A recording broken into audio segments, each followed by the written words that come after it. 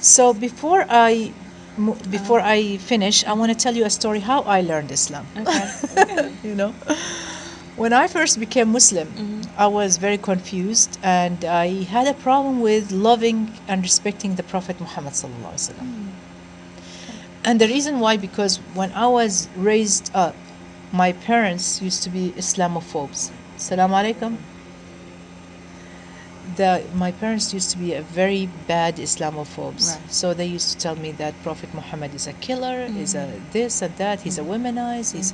They used to say all the bad things about the Prophet Muhammad sallallahu alaihi wasallam. Right. So all the things that I had were bad things. Yes, I love Islam, I love monotheism, everything like this. So I became a Quranic.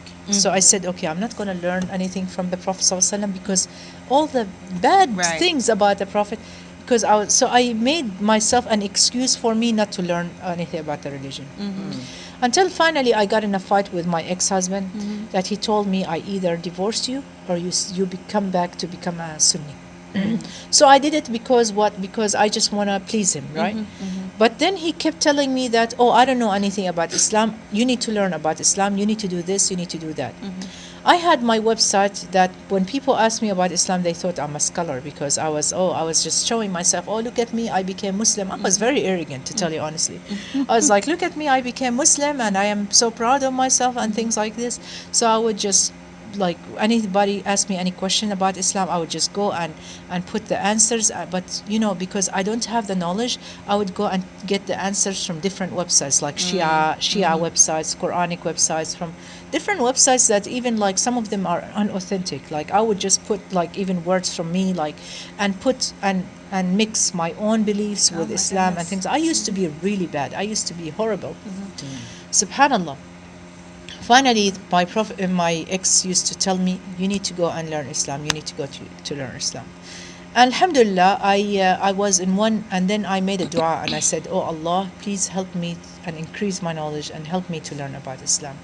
So one time I was actually in one of the masjids praying, and then there is this man who came and he gave a khutbah and he was talking about a school that they teach online Islamic studies, and you can get your bachelor degree in Islamic studies. So I said, oh, that's great, I want to go and learn.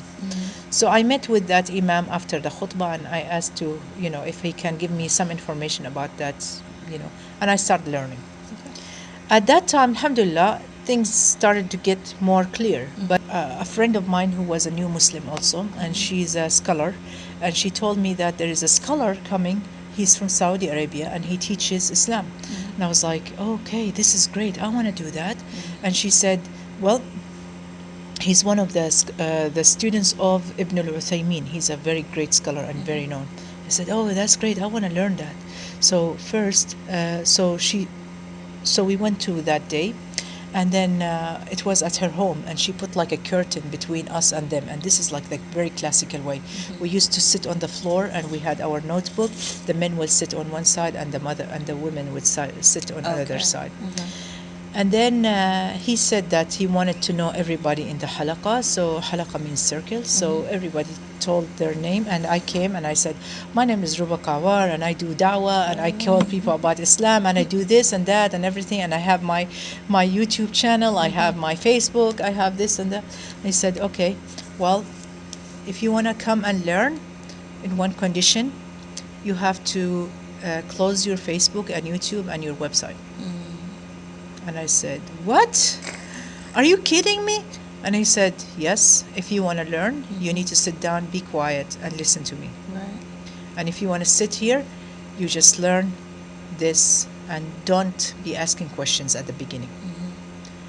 And that was a very big test for me, really big test, because I went back home and I am like, oh Allah, what should I do? Oh Allah, please help me, guide me to the right thing. What should I do? And things like that. And alhamdulillah, Allah really took that ego away from me. Of course, not completely, until alhamdulillah, I had this test and I left Islam and came back.